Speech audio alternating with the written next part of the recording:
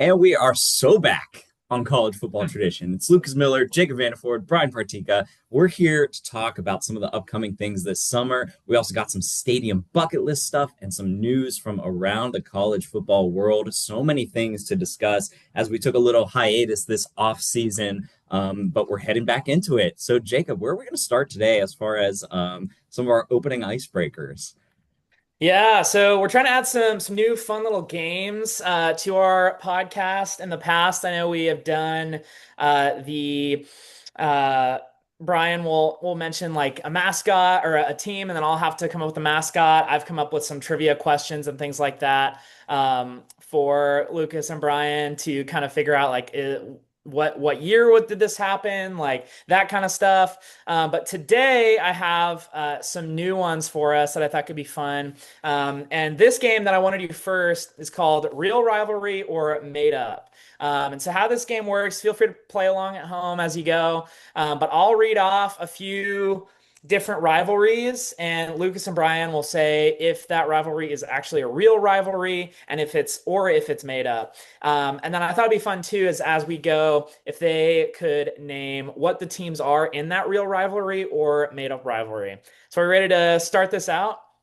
Yeah, I'm Yep. excited. Sweet. Okay, so we're gonna start off with an easy one. Um, and y'all will get this right away. But what is the Heroes Trophy rivalry? I know it. It's silly. Lucas, do you Shouldn't know be it? that. I want to say that is that Iowa and Nebraska? Yeah, baby. Yeah. Good work, I good work. I don't understand that. What do you know why? What's the lore behind that? Yeah. So basically the lore is so you know how at Iowa the football stadium is right next to, I believe it's like a children's hospital. And one of their kind of things that they do is like the children with like terminal illnesses and things like that will wave to the players, and they'll stop everything and wave on the field and things like that. And so that's kind of like where the heroes part of it kind of originated. And then at every Nebraska and Iowa game at halftime, they'll honor like one person from Nebraska and one person from Iowa that is like a hero. So they'll show Oh, a video of something that a Nebraskan did. So like recently, I think somebody got in a car crash or whatever. But and then somebody like there was an EMT or paramedic there to like save that person's life. There's just different things like that that will come up where they'll list like this person's a hero. Here's why. And then yeah, like every year, the Heroes Trophy goes to one of the two teams, obviously. But that's kind of the history behind that. oh, interesting. I don't, huh.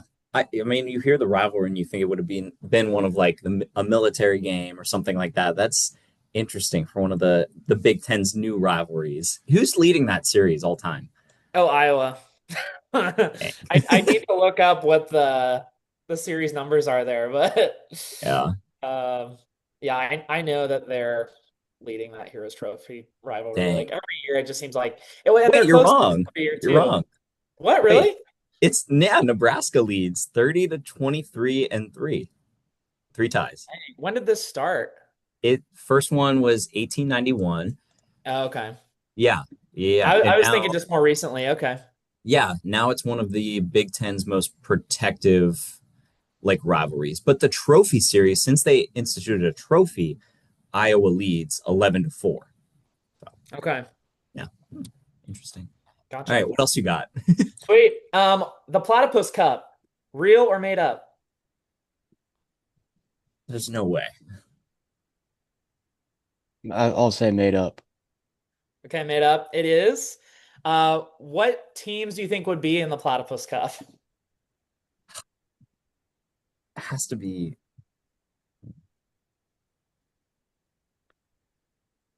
Why do I feel like Virginia Tech would be in this? Virginia Tech. Yeah,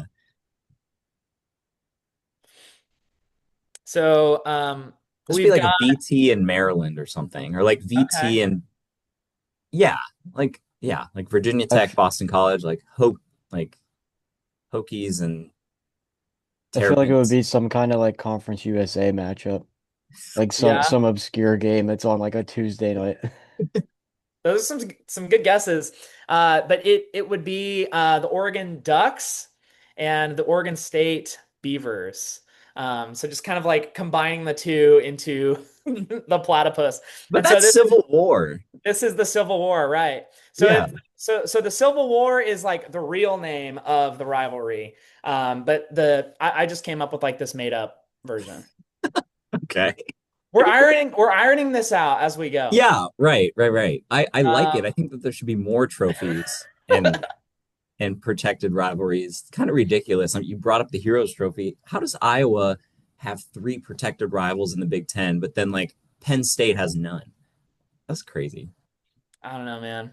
Yeah. Lucas, do you have Um, feelings about that? Like Penn State has no protected Big Ten rivalries. I mean, I would if there was one, I would say would be Michigan State if I were to pick one because that's a game that yeah, I always like when they play against Michigan State. Yeah. Yeah, that's exactly what I would pick too. Or maybe even Ohio State. I always feel like Ohio State's rivals should be protected with like Michigan. I like the Illabuck with Illinois. I would protect if I had to protect five, I'd protect like Penn State for sure in that, and maybe like Purdue and Wisconsin for some reason. But yeah, I just that's odd. Odd. yeah. Okay, what else do we want to do? Okay, this is another one. It's called the Iron Skillet. Is this real or made up? It's real. It's real. And what teams are in the Iron Skillet? Come on, I can't SMU think of this TCU. one. It's Yeah, I know it's TCU, but I forget who it's against. S SMU. Yeah, Oh yeah, yeah. SMU. Yes, No sir. longer being played though. Yeah, it's going Yeah, away. yeah. Give us a tougher one. There has to be a tougher one on there. Let's see. What else did I have on here? Um, so yeah, so the I guess for folks that are just joining us, this game we're ironing it out, but my goal of it is to be real or made up. Y'all will guess like what is like the real rivalry. In the real rivalry, that it'll be like Red River, Iron Bowl, things like that. And then there were actually like the teams that play, it's Alabama, Auburn for the Iron Bowl and things like that. Made up, I might like just kind of add some new things of like, oh, the Platypus Cup, like is it real or made up? Y'all guess made up. Oregon and Oregon State are like teams that play in a rivalry, but they are in the Civil War and not the Platypus Cup. So it might be kind of mixed up as we go. What other ones do we want to do? I don't know. Can y'all think of like any other like hard ones that people wouldn't guess?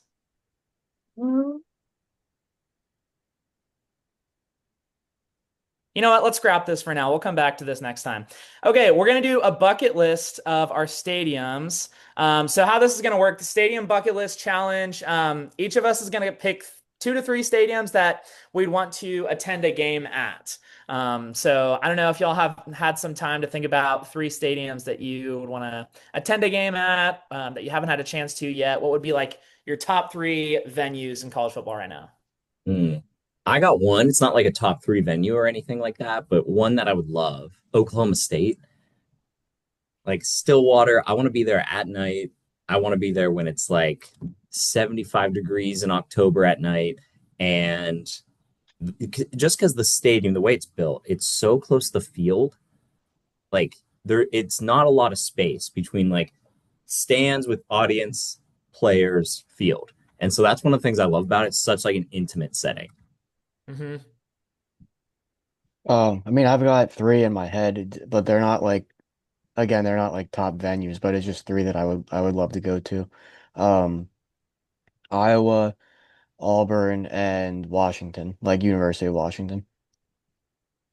Yeah, Yeah. Washington looks pretty. Until they joined the Big Ten, I really didn't watch them as much as I probably should have, like their home games. But when they zoom out, like the CBS game in the afternoon, and it's like all the boats on the water, like it's gorgeous up there. Like that's a really cool venue. That would be so fun to go to watch. I got to go to Seattle recently and got to like walk around the stadium, and being on the water and everything is so cool. You could just what it depends on where you sit. If you sit like on the back side of the stadium, you're able to see through the big screen and see the water in the back. It's super awesome.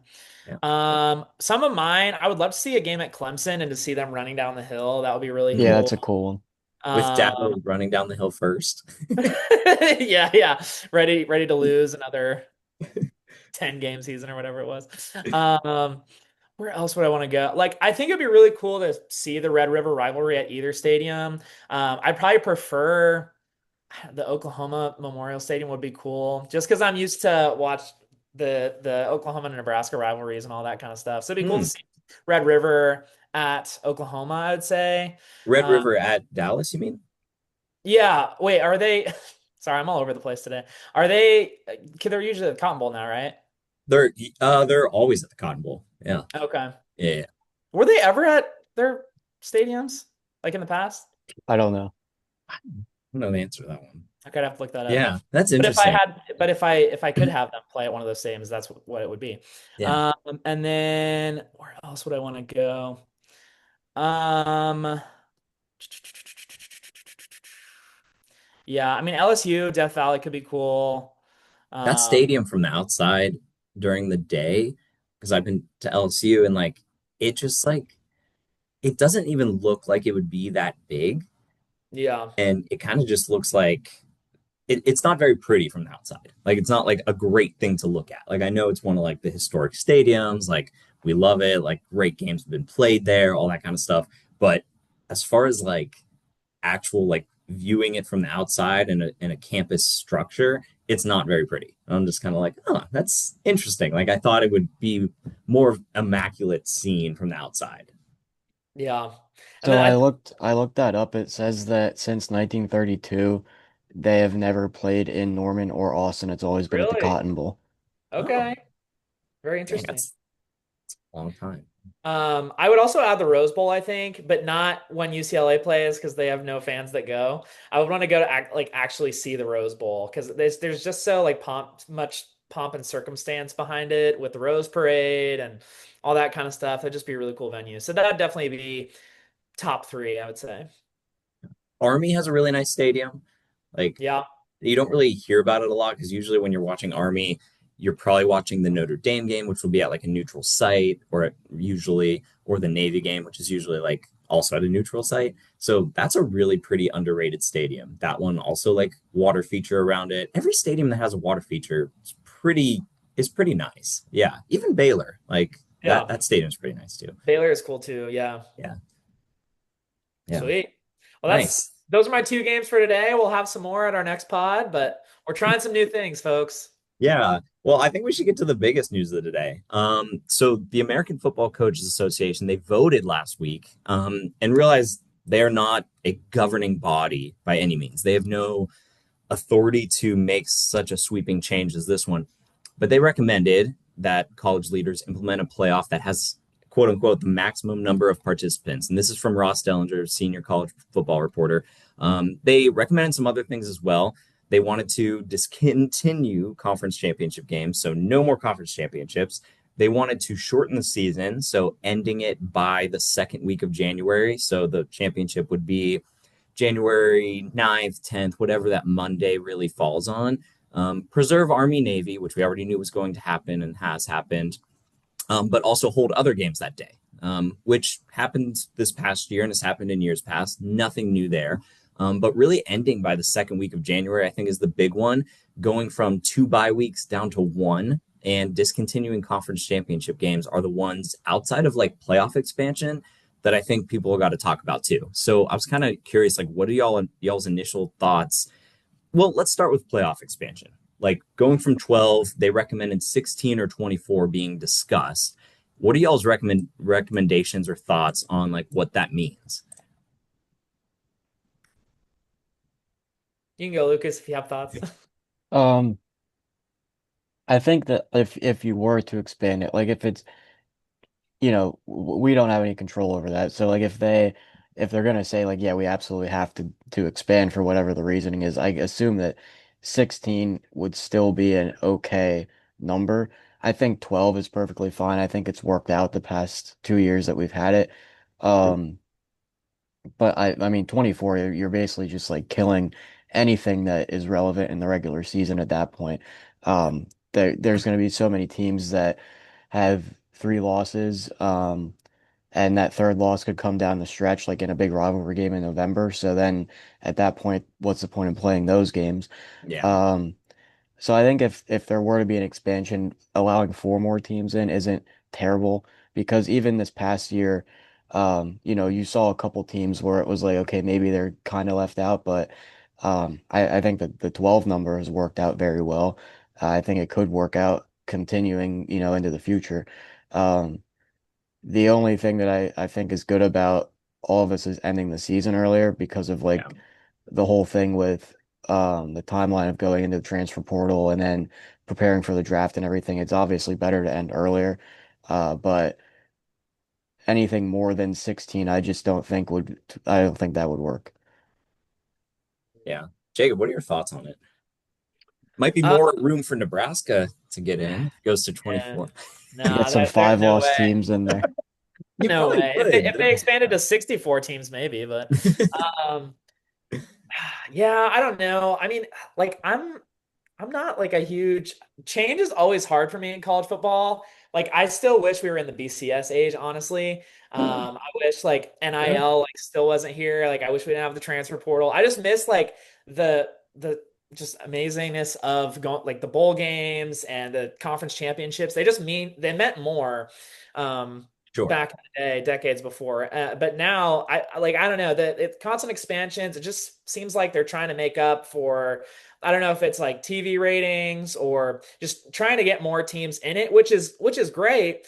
But I still think with NIL and the way things stand right now with the transfer portal, the teams that have the most money and the teams that have the best venues and the best coaches and all that kind of stuff are going to get the best players. And from there on, like you're going to have those teams within the playoff. I mean, you think about like an Indiana team this year that has never been a college football team. That they're more of a basketball team, But now with Mark Cuban and investors like that, they're starting to get more of these great players this past year with the transfer portal, like taking chances on players like Fernando Mendoza. That helped them out, and of course they had the development from Signetti and coaches like that. But I really do think that the way that college football has shifted and it could be good that you're having some of these teams jump into the fray, but your teams that have been around, Georgias and your Alabamas and your Ohio States and your Michigans of the world, and teams like that are always going to be in it, and I think they're going to have the more talented players. And if we keep expanding it to a 16-24 team model, you're going to have more group of five teams in that playoff, which is great for the sport. But I just think that, I mean, we saw it with James Madison in Oregon. We saw it with, all these other teams, group of five that were in the playoff. They just got absolutely killed by some of these teams that had been there. And so Yeah. I think that you're just going to see these teams just slaughtering these other teams that get in, and it's not going to be as competitive as I think we'd like it to be. So that I still like the 12 team playoff because we're getting more competitive games. And I think if you just keep expanding it, it's going to be more like March Madness, which is fun. But basketball is different, where you've got teams that can make some noise. Football, you've got to have the biggest, the fastest, the strongest players to be able to win. So those are some of my thoughts. Yeah, you brought up some good points. I think one of the things that is interesting to me is that I've been an advocate for 12 since we got the playoff in the first place. That was like a lunch table conversation, like when I was in school, about like everybody was like, oh, going to four is great, or people wanted to stay at two, some people wanted to stay at 16. And I was like, I think 12 would be awesome. And I think that 12 would have been great during the four team era, but I think that four would now be better during this era. Like, we have consolidated conferences so much that there's only four power conferences now. Like, this past year, it would have been a very clear cut top four. Like, it would have been Indiana, it would have been Georgia, it would have been Texas Tech, and it would have been Ohio State. Like, and I think that that would have been deserved. And you saw teams like Texas this year. They went 9-3. They missed the playoff, and you could probably make an argument that if they didn't have that game against Ohio State on the road in which they lost, and they finish 10-2, that they might get in this thing. They might have, right? Um, but I think if it was the 4 team era, they would still want to schedule those games because let's say they do lose to Ohio State, you're still on track to win your conference and get into this thing. And like people see it as a reward. Like Ohio State winning that game is the reason why I think that they would have made a 4 team field if that still existed this year.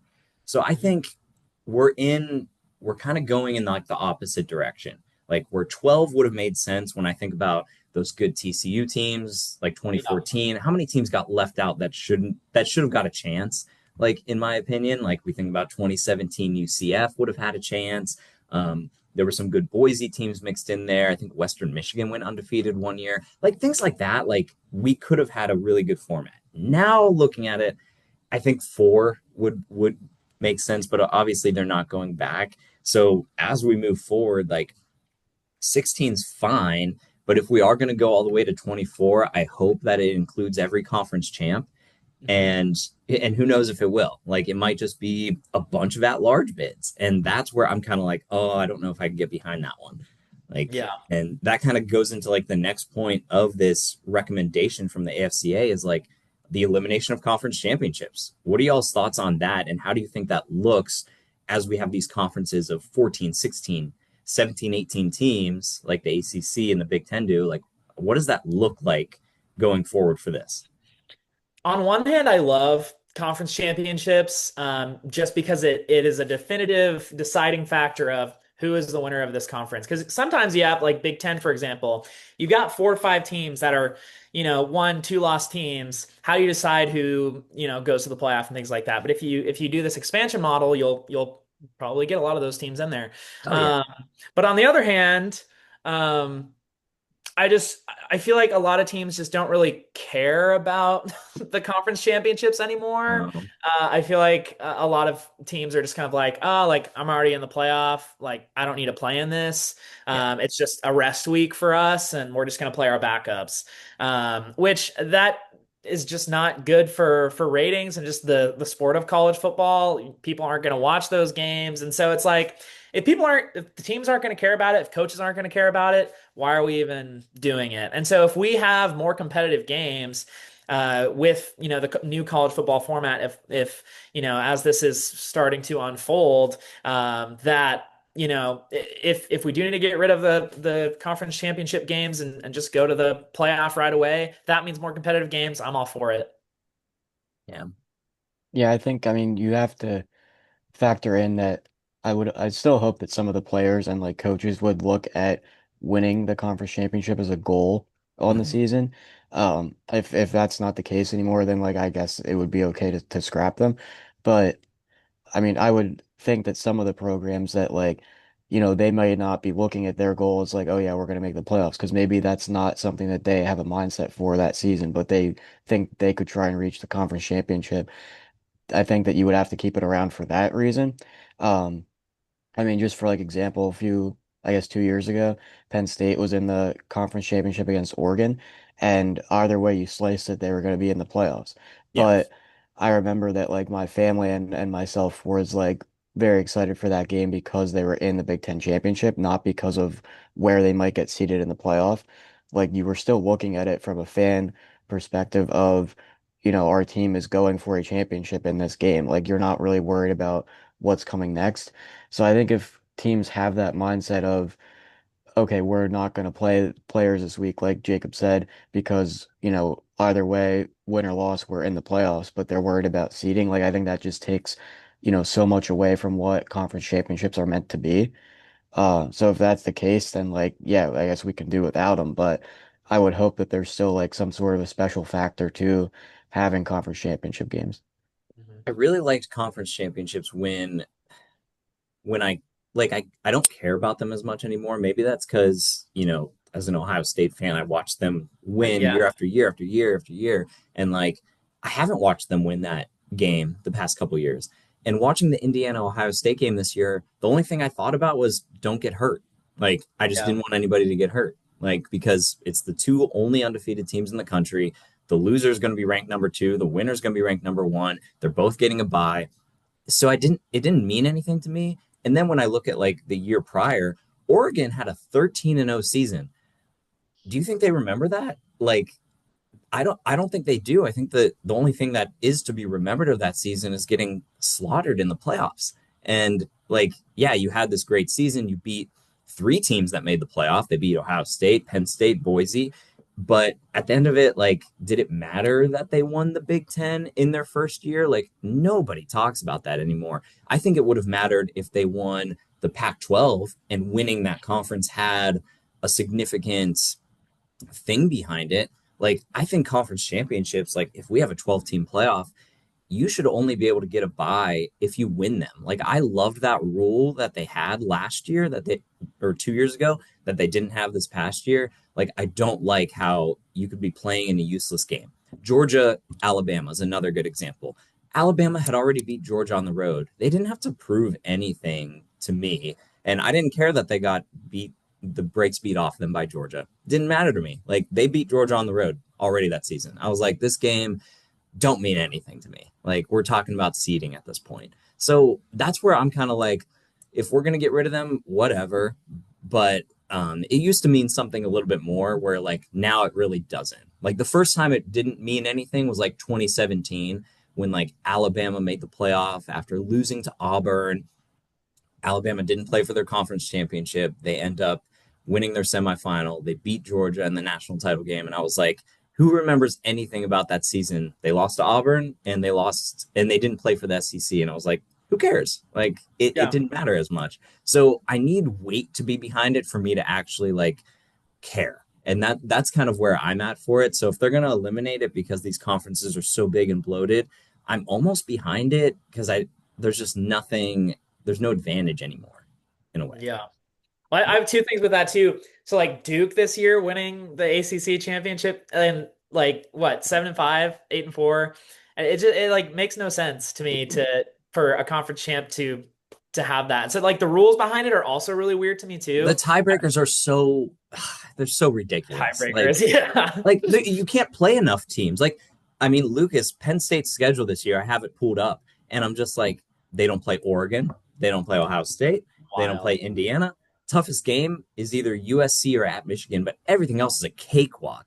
Like, there's no reason that they shouldn't win 11 games. Like, and I'm like, how are we supposed to view that Big Ten schedule as opposed to the one that I see biasly Ohio State have with Indiana and Michigan and Oregon? Like, their schedule's significantly tougher. So I'm just like, I don't know. Like, that's tough. Yeah, I just don't see a way now. I mean, that's a good point, but I don't see a way how the conferences can make it even for everybody. Like, No. there's just not really any way of doing it, you know, where you can have, say, like Penn State, Oregon, Ohio State, and Michigan, all four, which are kind of like four of the, higher end teams in that conference, all have even-ish schedules. Like, there's no way of doing that. But Would you rather win your conference undisputed, Big Ten champs, ACC champs, whatever it is, or would you rather make the playoff and lose your first game? Like, what would you feel better about? In winning this, the conference championship, probably. yeah, in this scenario, do you still make it if you win the conference? I mean, no, I wouldn't think so. So like, I feel So we're like I talking would about like rather, Duke versus yeah. Like if I was Duke, I would feel great about winning the ACC championship game. Like I won something, you know? And it's yeah, like if I made the playoff and I lose the first game, that season isn't all that memorable to me. Like I didn't win like the Rose Bowl. I'm in the Rose Bowl, but I didn't win it. I'm not advancing in the playoff. I didn't win the national championship. Like like I would you rather have I would Duke or call Oklahoma this year? right. But I Yeah. still think that I would call that season a win if I won Hmm. a conference championship, you know? I don't know. That's the way I think of it. Yeah, I think it depends on who you are. Each team, like Yeah. it depends a little bit differently. But I totally get your sentiment there. Like and that's what we have to look at kind of going forward. Because like Lucas, your point is right too, where it's like we how can you make the schedules even? Like when they made the schedules 2 years ago, I believe when they updated the Big Ten schedule, they didn't know Indiana was going to be like a powerhouse. Like they didn't mind making Ohio State's schedule like that because they didn't think that. Like, but now looking at it in hindsight, it's like, ah, oh, geez, like that's tough compared to what other teams have to do. Like even the Indiana schedule is kind of tough too. On the flip side of that, um, but yeah, I'm kind of interested to see. I mean, what comes of this? Like, is it a 16 team playoff? Is it a 2014 playoff? I think either way, we're probably losing these conference championship games.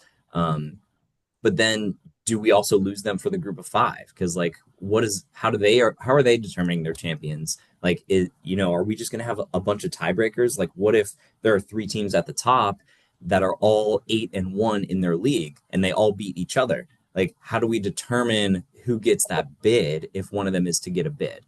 So that's where I'm kind of like, I don't know where that's going to go. Yeah. Kind of like moving on with this, like, so some of the people who are on this board, like Brett Belima, the Illinois coach, Brent Venables, Oklahoma coach, Vanderbilt's Clark Lee, Rhett Lashley from SMU, Texas Tech's Joey McGuire, Michigan State's Pat Fitzgerald, like all these guys are on this committee. So it's not like it's not coaches. Like it is coaches. It's people who are in the game who have made the playoff or have been close, like or have Yeah. played conference championships or have been close. I think all well, maybe not Belima, but like all of them have like been in that arena, like where they're close to it. So like it is an influential group of people. It'll be interesting to see if this ends up going anywhere though. Like that's kind of what has to happen. It will, of course, make ESPN more money. If it goes to other broadcasting networks, it of course will make them more money. So it is going to be interesting to see how that kind of plays forward. Any final thoughts on like all that news today? I'm kind of chuckling to myself because I'm looking at those coaches that are on the board and I'm like, some have been in the playoff, most have have felt what it's like to not be in the playoff. And so a lot of them have to be influential on trying to expand this. If you think about like, Kirby Smart or coaches like that are constantly in the playoff, like would they care as much? I don't know. I don't know. I'm trying to think of the coaches that it would matter for. I feel like this would matter for a school like Michigan, who is Right. On the perennially to bubble. me, yeah, like always kind of on that bubble. Vanderbilt was on the bubble this year. If you're an ACC or Big 12 team, you're kind of always on the outside looking in. Like 11-1 BYU this year, they had to beat Tech to make it to the playoff. They didn't, but they were on the bubble. Like they would be a school that understandably would want it to expand in that sense. So we'll kind of see where it goes with that. Yeah. Um, okay, kind of moving on from that, like huge news, pretty much everybody knows about by this point. Texas Tech quarterback Brendan Sorsby, um, kind of going into, is it rehab that he's going into, or I think like therapy treatment. Yeah. yeah, for a gambling addiction. Apparently placed over 10,000 bets, some on his own team when he played for Indiana back in 2022. Was placing bets such as like strike and ball bets on baseball, which is just like a crazy thing to bet on. Like, and it's wild that that's allowed. Kind of curious on y'all's opinion because with that, like, if he did bet on his own team, which it sounds like he did, does he get to play this year? And what does that mean for Texas Tech? I don't know. Lucas, you can go first. I mean, I feel like we've seen, I can't recall exactly what it was, but I feel like we saw something similar before. If I'm not wrong, has there ever been something previously where a player was betting in college? Because I know obviously it's happened in like professional sports, which like I just don't know I don't know how you would like determine any difference in suspension or being allowed to play between a college player and like an NFL player or like Yeah. an NBA player. I don't really know how they would go about doing it. Like I would think that it would be similar because it's still, I mean, at this point, they're kind of like professional athletes in a sense of being paid and everything. But um, I mean, obviously, if they don't play, there's going to be questions at quarterback for them. But I just would say the bigger deal is whether or not they're going to punish him for this or what the punishment would be.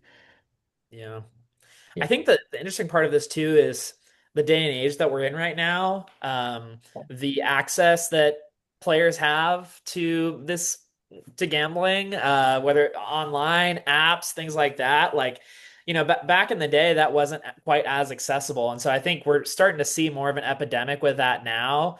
But yeah, like you said, Lucas, like a lot of the gambling things that I've noticed in the past have come from pro sports. I think of Pete Rose right away, not being in the Hall of Fame for forever, and all this kind of stuff. And so, I mean, in my opinion, I think if he's betting on his own team, I think he should not play. Yeah.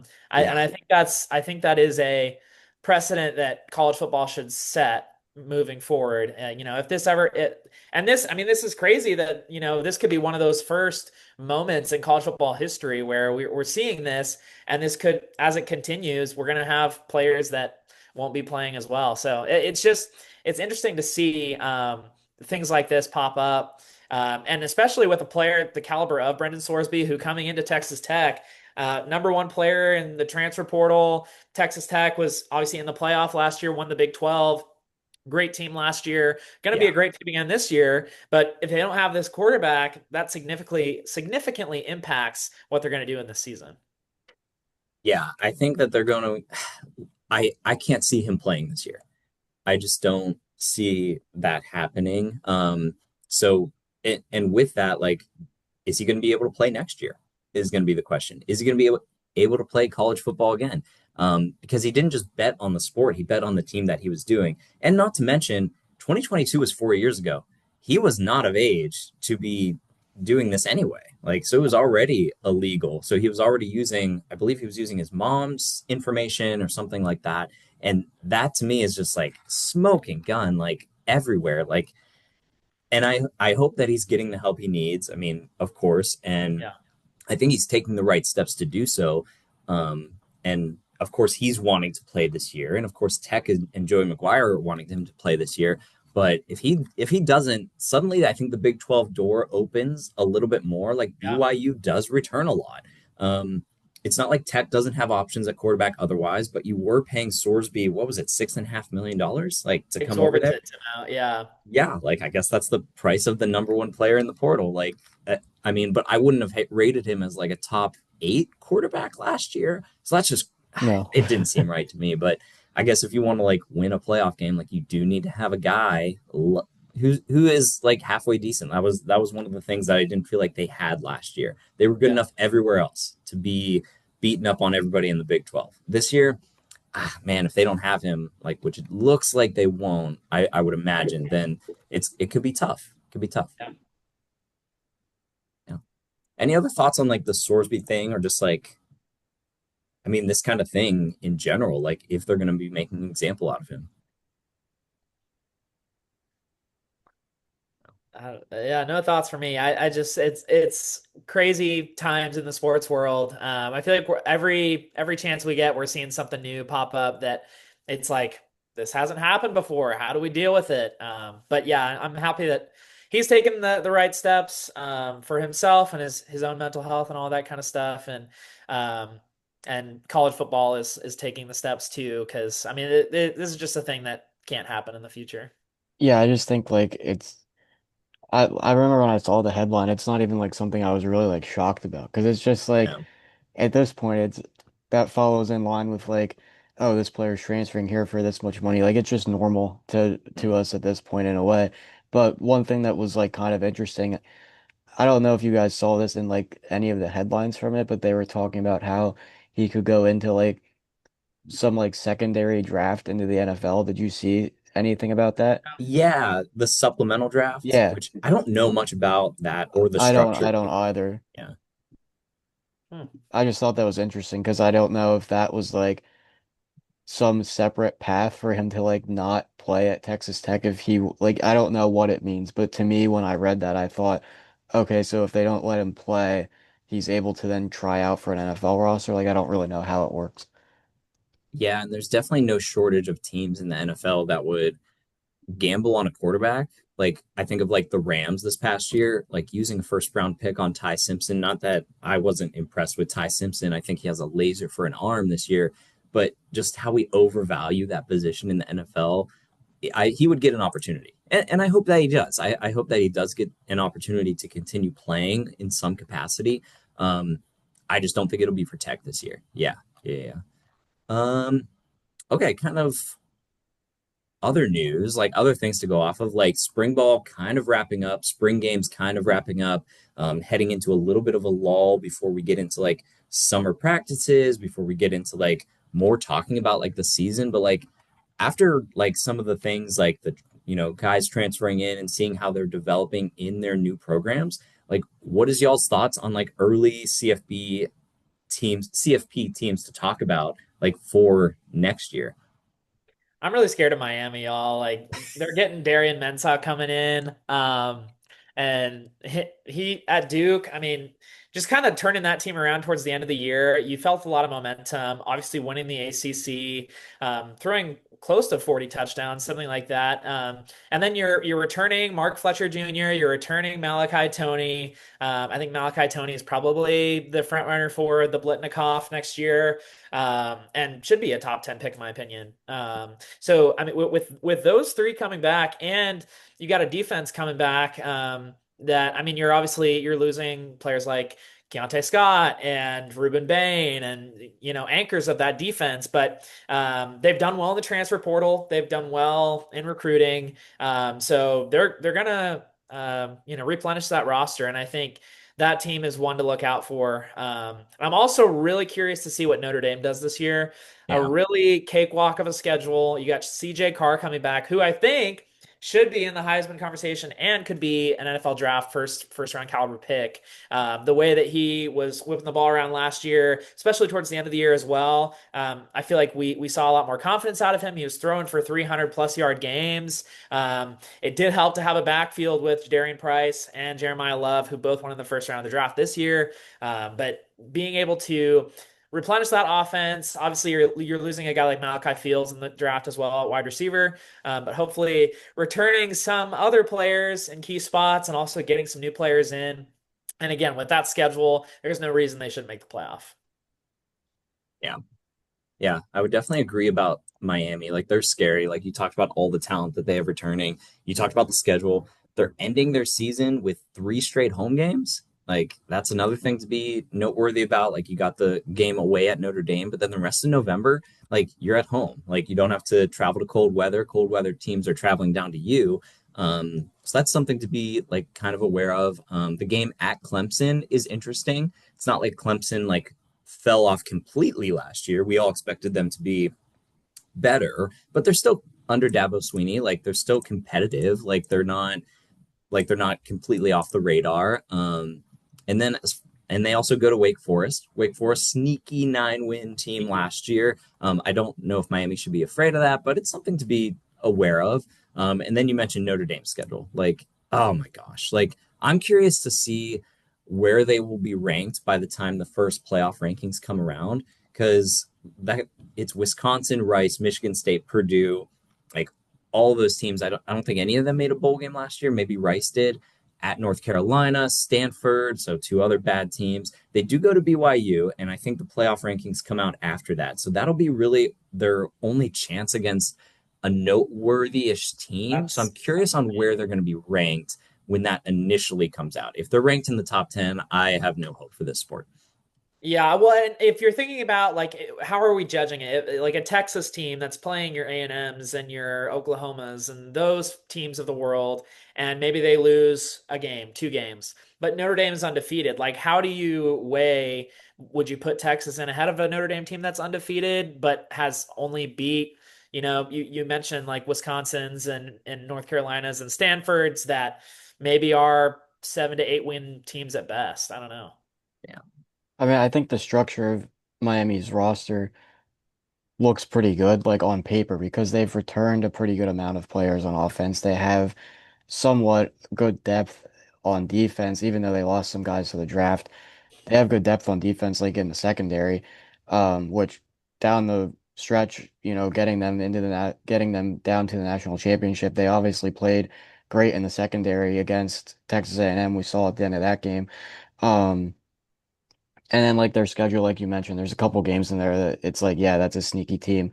And we've seen Miami lose to teams that they probably shouldn't lose to previously. So I don't know. I mean, I think just roster wise, when you look at it, they should do well. I mean, it should be like pretty open for them, but like you mentioned with Notre Dame, with Wake Forest, those are definitely games that like you don't know what's going to happen in those games. Yeah. Yeah, those are another ones. I mean, another team I'm interested in is Texas because that schedule is so tough. Like last year's schedule was difficult, but now the SEC is at 9 conference games. Like, so, and one of your non-con games is Ohio State. Like, I expect you to get through Texas State and UTSA, but then that schedule, man, like only 4 true road games, but it is still Tennessee. That is a playoff team the past 2 years. Oklahoma, playoff team. Ole Miss, playoff team. Missouri, bubble team. LSU's been there. Texas A&M was there last year. Like, that is a tough gauntlet of a schedule. Like, people are saying, oh, if Ohio State goes 9-3, they might be able to make it. If Texas goes 9-3 again with this schedule, depending on what the wins are, like people always say, depending on the losses, I think depending on what the wins are, they're a Yeah. scary team to watch out for because, like you said, Lucas, with Miami's roster talent and the makeup of that team is so strong. I think Texas is also in that boat. They will be the biggest game on pretty much everybody's schedule this year. So that's something to watch out for as well. A sneaky team that I'm really curious about is LSU. This is Lane Kiffin's first year as head coach. You're bringing in a quarterback in Sam Levitt, who I don't know if I would take another quarterback over Sam Levitt. He's one of those players that can turn a team, turn a game around in a second. Last year, you saw, especially in the TCU game that Arizona State played, without Sam Levitt, they would have lost that game. But he quickly turns teams around. So I'm curious to see what that team looks like. Obviously, they're sort of in that rebuild mode. Lane Kiffin has brought in a lot of transfers and recruits that should make a big difference, but in a tough SEC schedule, I don't know how well they'll do this year. But that's a team that I'm kind of looking at that could be sneaky. Any other sneaky like teams out of like the SEC while we're still on that one? I don't have any off the top of my head from the SEC, but I was thinking of the Big Ten Yeah, more so because I mean, obviously we had Indiana win the national championship. Ohio State, is going to be good. Um, and then Penn State, I have absolutely no clue. I was thinking of Michigan, yeah. um, only because I'm hoping for their sake that Bryce Underwood can like take another step this year. And just looking at their schedule wise, like they play against Oklahoma again with that home and home series. But that's at home in Ann Arbor. They have Iowa at home this year. They have Penn State at home this year. They also have Indiana at home. So off of what they have on the schedule, their two true road tests are at Oregon and at Ohio State. Mhm. So the Oregon one, I'm not sure about. Again, like it obviously depends how Underwood performs. It depends what that defense is looking like. But if they can play, like I said, Indiana, Penn State, Iowa, which are like three of those like really big teams that they play in the Big Ten, and then they also have the neutral site game against Oklahoma at home as well. You're still possibly looking at that Ohio State game down the stretch as like a make or break for both of those teams. So Mhm. I think Michigan, um, that's a team that I would look for as maybe trying to get back into the playoff again. Yeah. Yeah, I think I Michigan's an get, interesting one. See, I want to see the development in Bryce Underwood. Right. Like, I think people expected him to use his legs, didn't get to use them as much as people had hoped last year. So that's going to be a big tell for them. are there any teams that y'all are noticing that you think could be the next Indiana, like a team that's sort of under the radar that could make some noise this year? Hmm. Okay, State comes to mind. Yeah. Yeah, although it There- wouldn't be there's- on the same level as what we saw with Indiana. yeah. Hmm. I'm trying to think of like an ACC team, Yeah. but it's just so unpredictable in that conference. I don't know who it could be. Yeah. I mean, I'm also a little bit curious about Virginia Tech. James Franklin coming in first year. What can you do with that roster? Bringing Yeah. in Ethan Druckenmeier, your guy, Lucas. Like, what can they do up in Blacksburg? I'm curious. I feel like they've got some talent coming in, so maybe they'll at least jump into the top 25 this year and make some noise. Yeah. I think VT's an interesting one. They could easily start out 6-0. I mean, this is crazy. It's VMI, Old Dominion at Maryland, which James Franklin is not new to beating the Terrapins. At Boston College, I'm not high on them. Pitt, but you get them at home, so there's that. And then you go to Cal, like before you have like a stretch of Georgia Tech, Clemson, SMU, and then Miami later in the season. I think Virginia Tech could easily start out the year 5-0, not sweating a bowl game. And I think fans will be pretty happy with that. And then also understanding if they're not able to beat a Clemson, if they're not able to beat an SMU. Um, so those are things that you could kind of look out for as well. Did Ethan Grockemeyer, did he play in the bowl game for Penn State last year? Yeah. Okay, so he already beat Clemson in the Pinstripe Bowl. Yeah, correct. Yeah. Yeah. I mean, I guess like I mean props to James Franklin for having him go along because like I guess that's his guy then. I mean that was a lot of there's a lot of speculation there at the end of the season with Grunkemeyer, I think, from like just different vibes at Penn State of if he was gonna be like the guy going forward or not. And I guess Franklin thought enough about him to take him over there to Tech. So that's good for Grunkemeyer. Yeah. Yeah. So they're a team. Yeah. Glad you brought that one up. I know we're going to talk about them a lot, but I think Oregon too, like they're one that I feel like the pressure was on them a lot like 2 years ago. Now I feel like the pressure's off. And I think that that's good for if you're wanting to get over the hump, potentially win a national championship, at least be playing for a national championship. The schedule's interesting though. You're going to learn a lot about this team early. Play Boise State, and then you go to Oklahoma State, which last year that was a different story when Oklahoma State came up to Oregon. It was horrible. It was a bloodbath, really boring game. But now you go there with a whole new team. You're basically playing North Texas at Oklahoma State. So that's an interesting game. Going to USC, going to Ohio State, Michigan at home. Those are back-to-back games. So, and then Washington, of course, to end the year. So I think that those games are really going to be kind of telling for Oregon, but I like that the pressure seems off. You have a returning quarterback. You obviously have Dylan Raiola backing up Dante Moore too.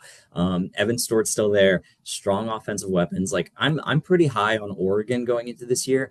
I don't think that they'll win the Big Ten, but I don't think that should be their goal. I think that their goal should be constructing the best possible season for them to then make a run in the playoffs, to then not run into a buzzsaw like they have the past 2 years. Yeah. Any other teams before we wrap up today? I know we'll do some previews later this summer, conference by conference, but Yeah. yeah. Oh, cool. I think so. Nice. I got nothing else either. Nice. Well, I'm glad we're back in it, after a long lull in the Yep. spring, and like we'll see what we get up to this summer. We'll definitely do some more CFB talk. We'll do conference by conference predictions, some other trivia, stadium kind of wish list teams and things like that. But this was great. Yeah. Appreciate everybody coming back on, and we will see you next time.